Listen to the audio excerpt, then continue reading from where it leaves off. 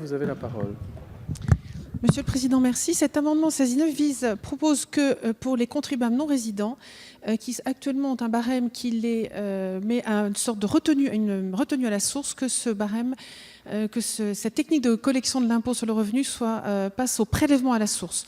Il faut savoir qu'aujourd'hui, la retenue à la source est un mécanisme complexe pour lequel les services fiscaux ne disposent pas d'outils logiciels adaptés pour les traiter.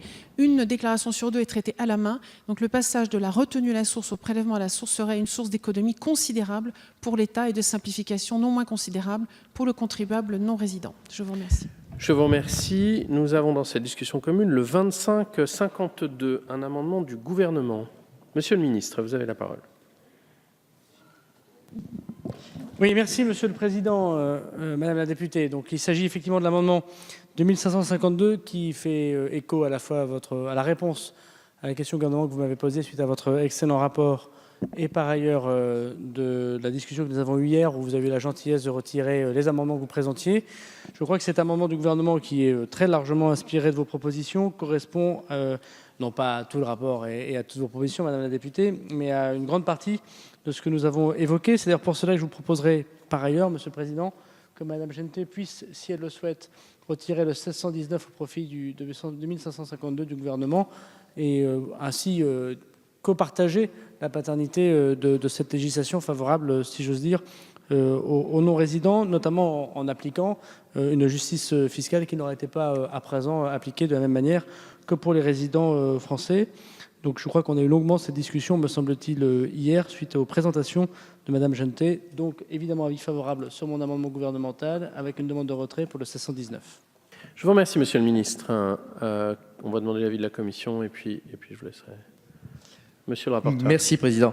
Oui, même position que celle qui vient d'être exprimée d'ailleurs à l'instant par le ministre. Madame Genetet a fait un énorme travail qui s'est traduit d'ailleurs par des amendements que nous avons déjà vus antérieurement.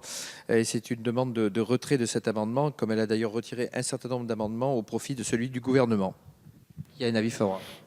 Je vous remercie. L'amendement... Oui, Madame Genetet, est-ce que vous le retirez ou pas? Sinon...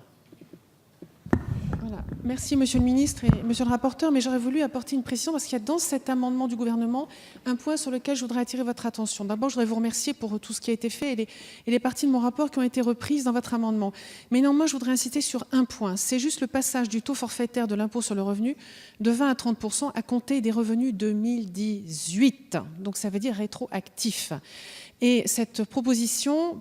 Dans son ensemble, cet amendement est tout à fait intéressant, mais il y a ce point qui pose problème et qui ne résout pas les injustices actuelles, qui même les aggrave. L'inégalité fiscale est donc maintenue puisque ce barème continuera de pénaliser ceux qui ont un petit revenu français et un petit revenu monde, voire pas de revenu monde du tout. Inversement, les contribuables qui ont un petit revenu français mais de gros revenus monde s'abriteront toujours derrière ce taux forfaitaire, qu'il soit à 20 ou à 30%. Et c'est pour ça que j'avais proposé dans mon rapport la mise en place du taux progressif de l'impôt sur le revenu sur les seuls revenus de source française, des non-résidents, ainsi que la prise en compte de déduction de certaines charges.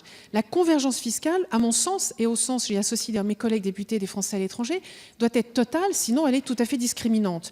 Et cette hypocrisie sur la prise en compte des revenus du monde entier, elle persiste avec la particularité que j'ai rappelée tout à l'heure.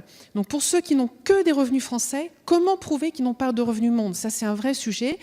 Et puis là, cette prise en compte des revenus de l'année 2018 pose quand même problème. Donc, Monsieur le ministre, j'aurais voulu quand même vous demander des précisions suivantes. Quelles mesures comptez-vous mettre en œuvre pour réduire cette injustice fiscale? Comment obtenir les revenus monde de tout le monde? Comment pouvoir vérifier ces revenus monde, prouver qu'ils sont justes, y avoir accès? Et quelle procédure pour prouver l'absence de revenus monde également, qui est un autre sujet qui pose problème. Sinon, pour le reste de l'amendement, je suis tout à fait d'accord. Donc, je peux retirer le mien au profit de l'amendement du gouvernement, mais je voudrais quand même avoir les précisions et les réponses du ministre sur les questions que je viens de poser. Merci. Je vous remercie. Monsieur le ministre, après j'ai 3 prises de parole. Oui, Madame la députée, je ne crois pas qu'on n'est pas en désaccord, puisque nous proposons les mêmes choses au fond, simplement il y a une différence de date d'application. Pourquoi une différence de date d'application?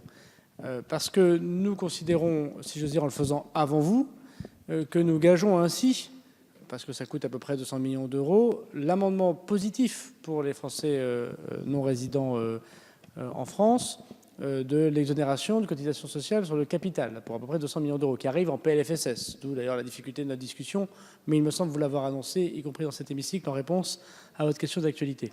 Donc nous avons la même indication des choses qui doivent se faire, simplement nous considérons qu'il faut le faire un an avant pour pouvoir gager les 200 millions, parce que j'essaye d'être respectueux du cadrage général des comptes publics, et donc ainsi de libérer la fiscalité du capital social que vous évoquez notamment dans votre rapport, CSG, CRDS, pour les revenus du capital.